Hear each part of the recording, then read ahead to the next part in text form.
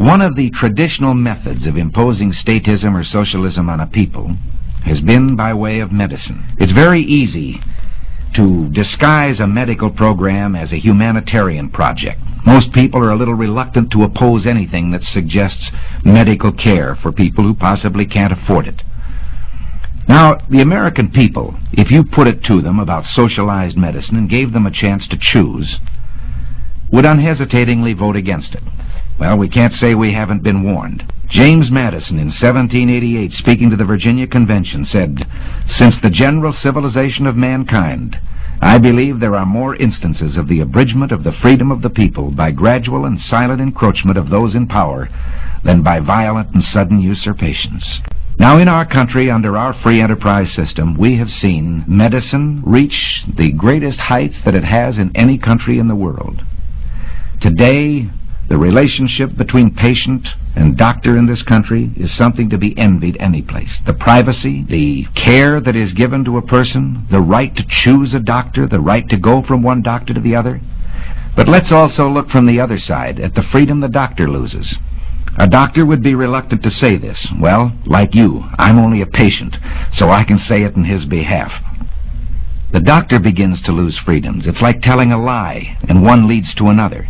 First, you decide that the doctor can have so many patients. They're equally divided among the various doctors by the government. But then the doctors aren't equally divided geographically. So a doctor decides he wants to practice in one town, and the government has to say to him, "You can't live in that town. They already have enough doctors. You have to go someplace else."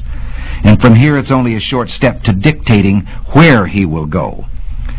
This is a freedom that I wonder whether any of us have the right to take from any human being. I know how I'd feel if you, my fellow citizens, decided that to be an actor, I had to become a government employee and work in a national theater. Take it into your own occupation or that of your husband. All of us can see what happens once you establish the precedent that the government can determine a man's working place and his working methods, determine his employment. From here, it's a short step to all the rest of socialism, to determining his pay. And pretty soon, your son won't decide when he's in school where he will go or what he will do for a living. He will wait for the government to tell him where he will go to work and what he will do. In this country of ours took place the greatest revolution that has ever taken place in world's history, the only true revolution. Every other revolution simply exchanged one set of rulers for another.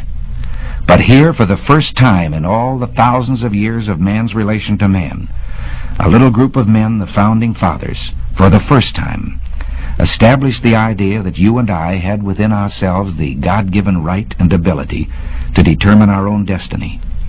This freedom was built into our government with safeguards.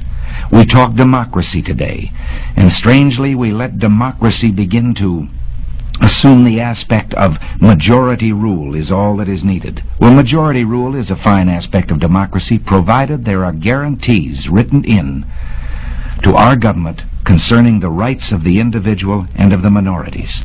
What can we do about this? Well, you and I can do a great deal.